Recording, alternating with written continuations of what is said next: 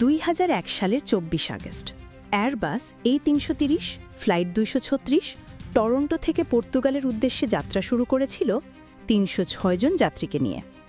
কিন্তু কেউ জানত না আকাশের বুকে এই বিমানটি ইতিহাস করতে চলেছে। জীবনের জন্য এক অসম্ভব যুদ্ধের নাম হবে মিরাকেল অন দ্য অ্যাজোরেস। যখন মাঝ আকাশে হঠাৎ করেই ফুয়েল লেভেল একে একে কমে যেতে লাগল, তখন ককপিটে তীব্র উদ্বেগ। কেন? জ্বালানি কোথায় গেল?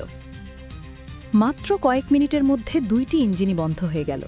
ভাবুন, একটি বিশাল যাত্রীবাহী বিমান 36,000 ফুট ওপরে, এক ফোঁটা জ্বালানি ছাড়া, নিস্তব্ধ, মৃতপ্রায়, বাতাসের ওপর ভল করে উড়ে চলছে। 65 নটিক্যাল মাইল, 1 ঘন্টার পথ একটি ইঞ্জিনবিহীন বিমানকে কেবল গ্লাইড করে যেতে হবে, কোনো সাপোর্ট ছাড়া। এটা যেন জীবনের এক শেষ জাম্প, যেখানে পাইলট ছিলেন সাহস আর কৌশলের প্রতীক। ক্যাপ্টেন রিকার্ডো এবং কো ক্যাপ্টেন পেড্রো, তারা ঠিক করলেন, আমরা পড়ব না, আমরা লড়ব। বিমানের ভেতর তখন আতঙ্ক, কান্না, প্রার্থনা। কেউ জানে না তাদের সামনে আর 10 মিনিট আছে কিনা।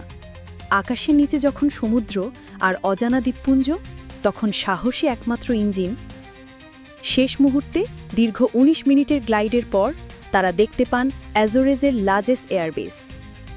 কেউ বলেছিল এটা অসম্ভব, কেউ বলেছিল এই বিমান পড়ে যাবে, কিন্তু ক্যাপ্টেন বলেছিলেন, আমি নামাবো।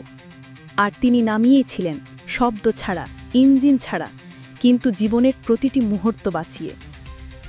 300-এর বেশি যাত্রী সেদিন ফিরে এসেছিল। কেউ তাদের বাঁচার আশা রাখেনি, কিন্তু সাহস, মনোবল আর এক ফোঁটা বিশ্বাস, এই 3 মিলে তারা ফিরে এসেছিল। এই গল্প আমাদের শেখায়, আকাশের নিচে যদি মন না হারাও, অলৌকিক ও বাস্তব হয়ে ওঠে।